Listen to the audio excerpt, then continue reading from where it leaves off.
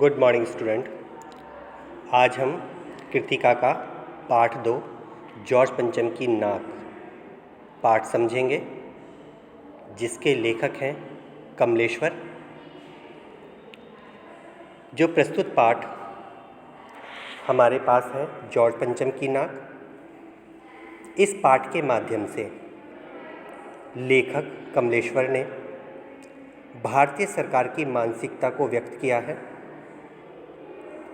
लेखक बताना चाहता है, वर्षों से हम जिन अंग्रेज़ों के गुलाम रहे, उन अंग्रेज़ों के भारत से चले जाने पर भी हमारी भारतीय सरकार मानसिक रूप से आज भी उन्हीं की गुलाम बनी हुई है। यह पाठ इंडिया गेट के सामने बनी जॉर्ज पंचम की मूर्ति की टूटी नाक पर आधारित है। जॉर्ज पंचम की मूर्ति की यह टूटी नाक भारतीय सरकार के लिए नाक का प्रश्न बन गई। तो कहानी इस प्रकार से है। ब्रिटेन की महारानी एलिजाबेथ अपने पति के साथ भारत के दौरे पर आने वाली है। भारत के दौरे के साथ साथ वह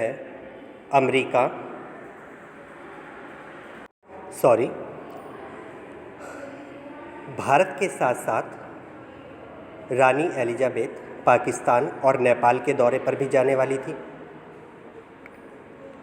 जब भारतीय सरकार को यह खबर मिली कि रानी एलिजाबेथ अपने पति के साथ भारत आ रही है, तब वह जॉर्ज पंचम की मूर्ति पर नाक लगाने को लेकर चिंतित हो उठी।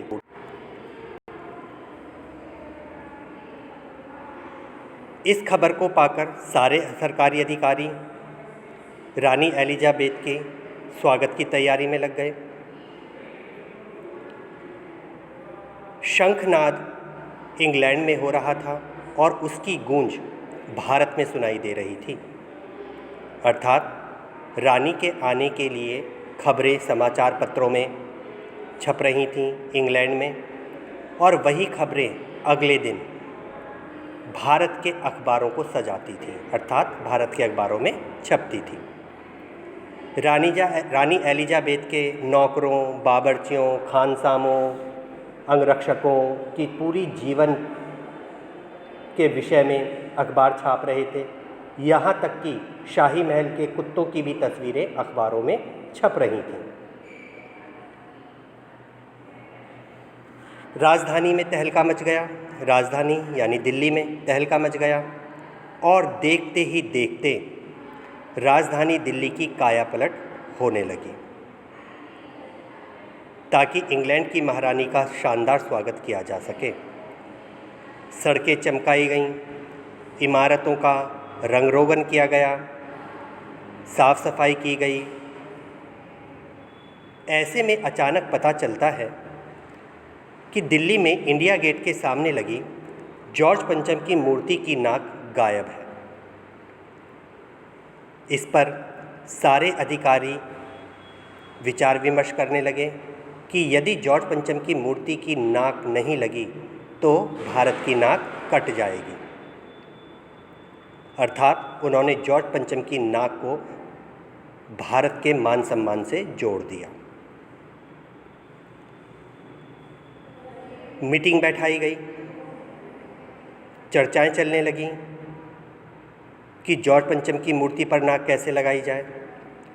अंत में निर्णय लिया जाता है कि महारानी के आने से पहले ही जॉर्ज पंचम की मूर्ति पर नई नाक लगवा दी जाए। आनन फानन में मूर्तिकार को बुलाया जाता है। मूर्तिकार कहता है कि कोई बात नहीं, मैं मूर्ति पर नाक लगा दूंगा, लेकिन मुझे वो फाइलें चाहिए जिन फाइलों में इस मूर्ति के पत्थर के विषय में लिखा गया है। मैं वैसा पत्थर पूरे भारत का भ्रमण करके ढूंढ लाऊंगा और नाक बनाकर मूर्ति पर चिपका दूंगा। पुरातत्ववेत्ता फाइलें तलाशता है, लेकिन विभाग से पता लगता है कि फाइलें तो चूहे को तर गए हैं। तो मूर्तिकार कहता है कि मेरे पास एक आइडिया है, आप लोग कहें तो मैं बताऊं। सभापति कहते हैं बताइए। तो मूर्तिकार कहता है मैं संपूर्ण भारत का भ्रमण करके आता हूं, कहीं ना कहीं भारत के पहाड़ी इलाकों में इस तरीके का पत्थर मिल जाएगा। कौन सी ऐसी चीज़ है जो भारत में नहीं मिलती। और वह भारत भ्रमण के लिए निकल जाता है। सारे भारत का भ्रमण कर कर आता है। सभा बैठती है, पूछा जाता है पत्थर मिल गया। मूर्तिकार बताता है कि नहीं, पत्थर नहीं मिला। शायद यह पत्थर विदेशी है और ऐसा पत्थर भारत में नहीं मिलता। सभापति के साथ साथ सभी उपस्थित लोग उदास हो जाते हैं। मूर्तिकार कहता है कि अगर आप लोग कहें तो मेरे पास एक और आइडिया है, एक और सलाह है। वो कहते हैं बताओ। तो कहता है कि सब यहाँ उपस्थित लोगों को, अनावश्यक लोगों को बाहर निकाल दिया जाए, खिड़की दरवाजे बंद कर दिए जाएं, खिड़की दरवाजे बंद कर दिए जाएं, फिर मैं बताता हूँ। ऐसा ही किया जाता है। तो मूर्तिकार कहता है कि हमारे देश में बहुत से नेताओं की मूर्तियाँ लगी हुई हैं, स्वतंत्रता सेनानियों की मूर्तियाँ लगी हुई हैं। मैं देखता हूँ कि जिस भी नेता की या जिस भी स्वतंत्रता सेनानी की नाक जॉर्ज पंचम की मूर्ति की नाक पर फिट बैठ जाएगी, मैं उस नाक को तोड़ लाऊंगा और जॉर्ज पंचम की मूर्ति पर लगा दूंगा। आज्ञा दे दी जाती है। मूर्तिकार चल पड़ता है। मूर्तिकार देश के दौरे पर निकल पड़ा। उसने दादा भाई नौरोजी, गोखले, तिलक, शिवाजी, जहांगीर सबकी नाकें टटोली। गुजरात की ओर भागा। गांधी जी, पटेल, महादेव देसाई की मूर्तियों को परखा। फिर बंगाल की तरफ भागा। गुरुदेव, रविन्द्रनाथ टैगोर, सुभाष चंद्र बोस, लेकिन वहाँ भी नाक नहीं मिली। फिर मद्रास, मैसूर, केरल का दौरा किया और वहाँ से पंजाब पहुँचा। वहाँ लाला लाजपत राय, भगत सिंह, सुखदेव आदि के मूर्तियों को देखा और अंत में वह दिल्ली पहुँचा। और फिर मीटिंग बैठाई गई, पूछा गया नाक मिल गई। मूर्तिकार ने बताया नहीं, मूर्ति की नाक नहीं मिली, क्योंकि हमारे देश के नेताओं की और स्वतंत्रता सेनानियों की नाक जॉर्ज पंचम की नाक से बड़ी है। सभा में फिर उदासी छा गई। मूर्तिकार ने कहा मेरे पास एक और सलाह है, अगर आप लोग कहें तो बताऊं।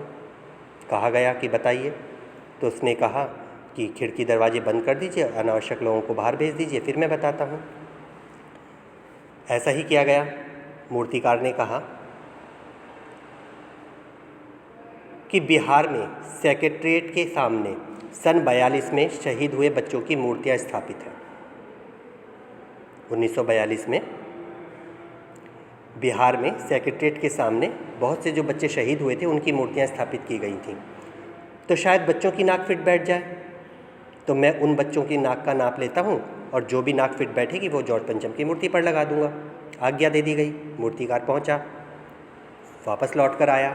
सभापति ने पूछा नाक मिल गई। मूर्तिकार ने फिर उदास होकर कहा कि नहीं मिली। पूछा क्यों नहीं मिली।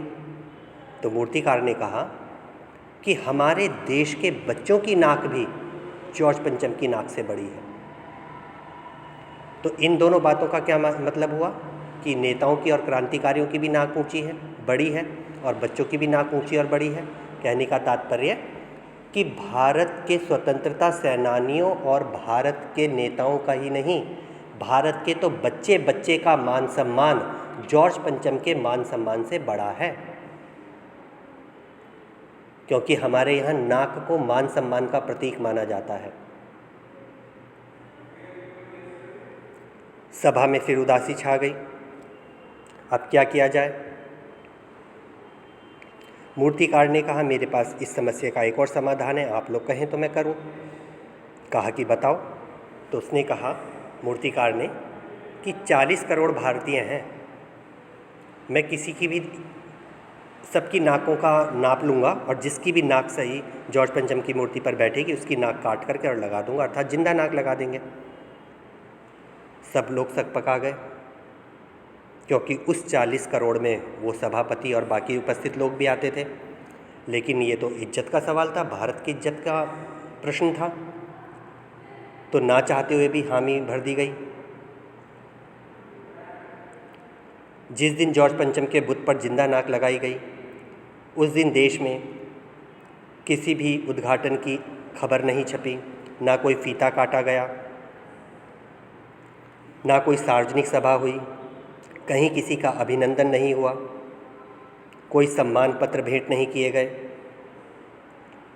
अखबारों ने सिर्फ इतना ही छापा कि जॉर्ज पंचम की मूर्ति का नाक का मसला हल हो गया है, उस पर नाक लगा दी गई है, ऐसी नाक जो कतई पत्थर की नहीं लगती।